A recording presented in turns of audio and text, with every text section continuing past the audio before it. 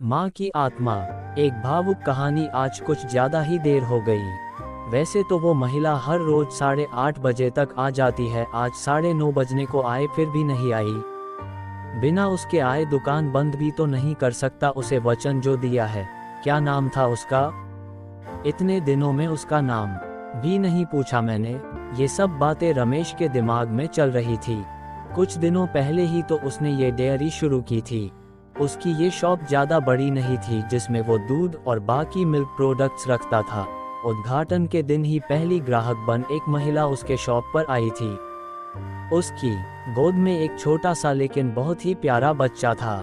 उसने एक दूध की बोतल ली और रमेश से बोली, भैया अभी मेरे पास सिर्फ 10 रुपए है, बाकी के आपको कल दूँ तो चलेगा।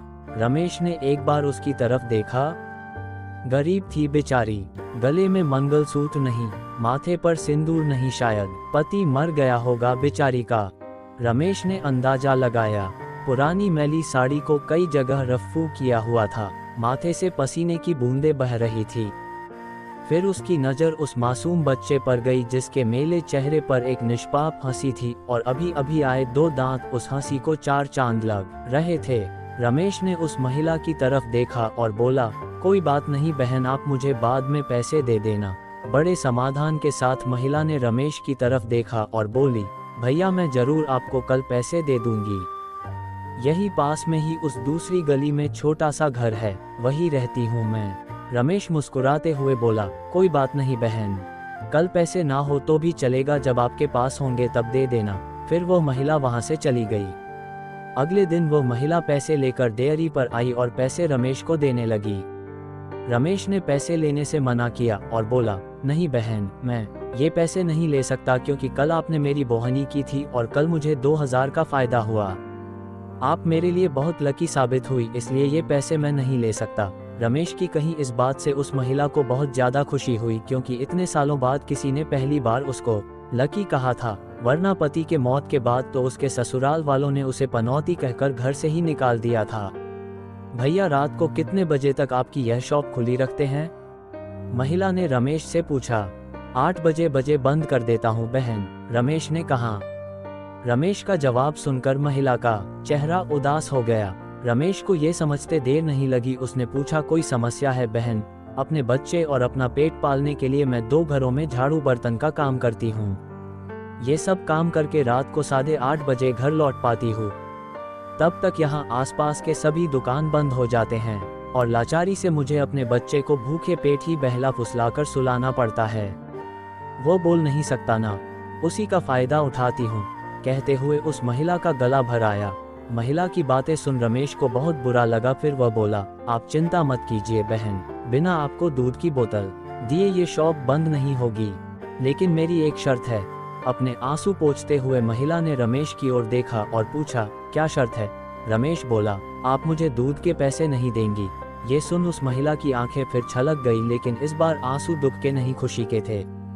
उससे ऐसा लग रहा था जैसे इंसान के रूप में भगवान उसकी मदद करने आ गए हो। उस दिन से हर दिन 8:30 बजे वो डेयरी पर आकर दूध की बोतल लेकर जाती। धीरे धीरे 5 महीने बीत गए और धीरे धीरे महिला बीमार होने लगी। ज्यादा काम और चिंता की वजह से उसका शरीर दिन ब दिन सूखता जा रहा था। ऐसे ही एक दिन रमेश अपने दुकान का सारा काम खत्म कर इस महिला के आने का इंतजार कर रहा था। 9:30 बजे वो महिला आई। आज उसका चेहरा कुछ ज्यादा ही बेजान नजर आ रहा था। बीमारी के कारण आंखों के नीचे काले घेरे और ज्यादा बड़े हुए नजर आ रहे थे। रमेश ने तुरंत फ्रिज खोलकर दूध की बोतल निकाल उसे दी। फ्रिज बंद करने के लिए रमेश मुड़ते हुए बोला कि बहन आज कुछ ज्यादा ही देर कर दी। वो घुमा, तब तक वो महिला दूध की बोतल लेकर जा चुकी थी। उसने सोचा आज ज्यादा देर हो गई, इसलिए वो जल्दी चली गई होगी। बेचारी का बच्चा रोता होगा भूख से। रमेश ने दुकान बंद की और घर चला गया। अगले दिन ठीक 8 बजे वो महिला शॉप पर आई और आकर बिना कुछ बोले खड़ी हो गई। हमेशा की तरह रमेश ने उसे दूध की बोतल दी।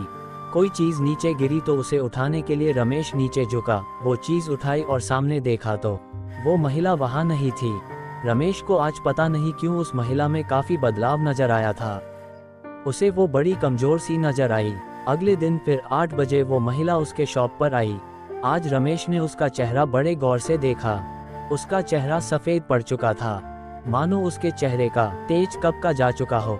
उसने सोचा, बेचारी गरीब महिला करे भी तो क्या, ना किसी का सहारा ना अच्छी आमदनी, जरूर पैसों की कमी की वजह से बीमार होते हुए भी दवाई नहीं कराई होगी। रमेश जल्दी से अपनी शॉप बंद कर अपने घर गया।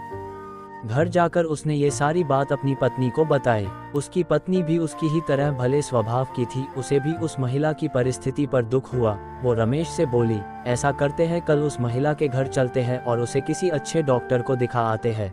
रमेश को अपनी पत्नी की बात सुन उस पर गर्व हुआ, क्योंकि उसके विचार भी उसी की तरह दूसरों के प्रति परोपकार के थे। अगले दिन सुबह दोनों उस महिला के घर जाने को रवाना हुए। रमेश को उसका पता ठीक से याद था। जब वे उस छोटी सी गली में पहुंचे तब वहां एक छोटा सा मकान था, जिसके आसपास दूर दूर तक और किसी का घर नहीं था। जैसे जैसे वे उस मकान की तरफ बढ़ते जा रहे थे, वहां एक बदबू तेज होती जा रही थी। दोनों उस मकान तक पहुंचे और दरवाजा खटखटाया ही था कि वो खुल गया और वो बदबू असहनीय रूप से बढ़ गई। फिर भी दोनों अपने नाक पर कपड़ा रख उस अंधेरे मकान में घुसे, जहां बच्चे के खेलने की आवाज आ रही थी। रमेश ने किसी तरह स्विच ढूंढकर मकान की लाइट जलाई और सामने जो दृश्य दोनों ने देखा वह देखकर दोनों की आंखें फटी की फटी रह गई। उस कमरे में उस मासूम बच्चे की मां मरी हुई पड़ी थी। उसे देखकर लग रहा था कि वह 3-4 दिन पहले ही अपना देह त्याग चुकी है, क्योंकि धीरे धीरे उसका शरीर सड़ने लगा था। निर्जीव पड़े उस शरीर की आंखें देखकर लग रहा था जैसे रो रो कर सूख चुकी हो। निर्जीव होते हुए भी उस महिला की दोनों आंखें अपने बेटे को ही देख रही थी। उसका बच्चा भी अपनी मां की आंखों में देखकर खेल रहा था, जैसे उसे लग रहा हो कि मां उसके साथ खेल रही है और उसका पूरा ध्यान उसी पर है। वहीं पास में ही दूध की 3-4 खाली बोतलें पड़ी हुई थी। ये दृश्य देखकर रमेश और उसकी बीवी दोनों अचंभित रह गए। दोनों के रोंगटे खड़े हो गए। रमेश को अभी भी विश्वास नहीं हो रहा था कि एक मरी हुई मां अपने बच्चे के लिए उसके पास से दूध लेकर जाती थी। रमेश ने और उसकी बीवी ने उस महिला का विधिवत अंतिम संस्कार किया और उस बच्चे को रमेश ने अपने बीवी के हाथों में रखा। उसने भी उस बच्चे को बड़े प्यार से लिया और दोनों ने उस बच्चे को गोद ले लिया। रमेश को अपनी पूरी जिंदगी यह ध्यान रहा कि उस बच्चे की मां अभी भी उसके साथ है और उस पर नजर रखे हुए हैं। दोस्तों, आपको कहानी कैसी लगी कमेंट करके जरूर बताइएगा। कहानी पसंद आई हो तो वीडियो को लाइक शेयर करें और चैनल को सब्सक्राइब करें। वीडियो को पूरा देखने के लिए बहुत बहुत धन्यवाद दोस्तों।